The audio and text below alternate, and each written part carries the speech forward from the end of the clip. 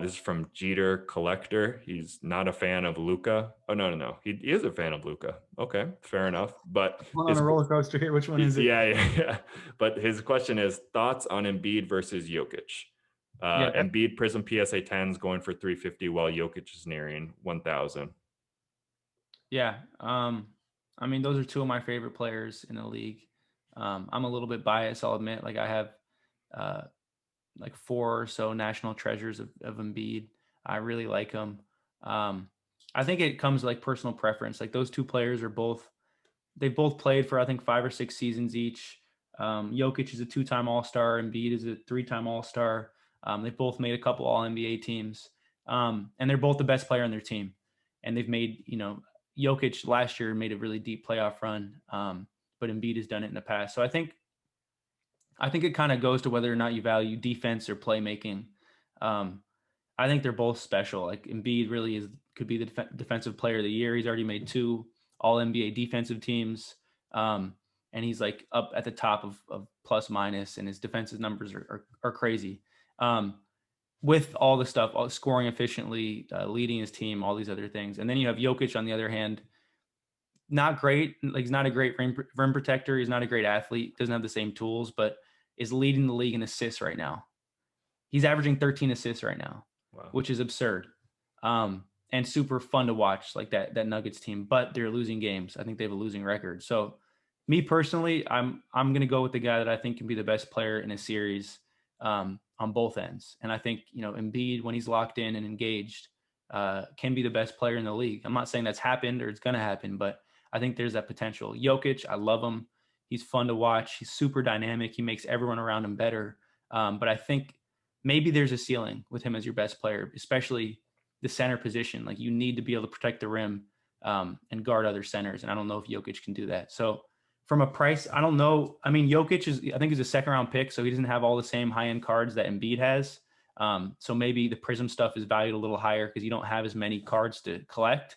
Um, but I would imagine Jokic is probably a little more expensive. And the durability question, Embiid missed the first 2 seasons of his career, and kind of has these scary falls regularly. And his durability is definitely a question mark, I think more so than Jokic. So I don't know. Those are two. That's a really good question. I'm happy to talk about. I could talk about these two guys all day long. I think they're both two of the 10 best players in the league.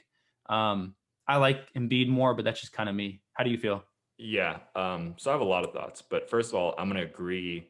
Embiid definitely has more potential. I don't think there's many people who would disagree with that. I mean, he has as much potential as anyone to just be one of the most dominant forces in the NBA. And we've even seen that in flashes and even in like the All-Star game. There was a period where they just kept going and feeding Embiid. You think about all these superstars, they're like, we want Embiid to get the ball. I'm going to disagree with you on one note, though. I think for the playoffs right now, I would take Jokic just because you know what you're getting and he's going to be consistent and he just makes winning basketball plays. I'm not saying Embiid doesn't, but I would just look to rely on Jokic so much more right now. Um, and but the one thing you mentioned, Embiid's durability concerns, that's definitely there. I'm a little worried about Jokic too. It's kind of like good and bad with him because he doesn't rely on his athleticism at all, but he's also so unathletic. And like my team in the Philippines, we trained with the Serbian team and we had a bunch of Serbian coaches. And let me tell you what, like, obviously this guy works hard if he's in the NBA, but you can see it. He's just a happy go lucky guy. And when he goes home to Serbia or if they don't have Nuggets practice, that guy is chilling. So once again, he doesn't rely on his athleticism, but I also see a scenario where his body goes bad and then it just gets bad really, really quickly.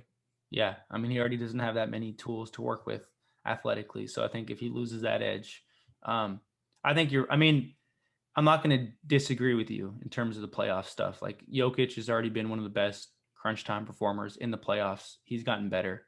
I mean, so is Jamal Murray. I think that's why their team made such a deep run last year. But um, I agree. I think they're both in the same range, and I think it'll be interesting because I think over the next 3 years, you'll see one of those two players differentiate, like kind of separate himself from the other. I mean, maybe they'll both just stay where they are, but I think they both could make a run. They could be the best player on a conference finals team or even make it to the finals. So I think the next 3 years will be interesting to monitor, and then going forward.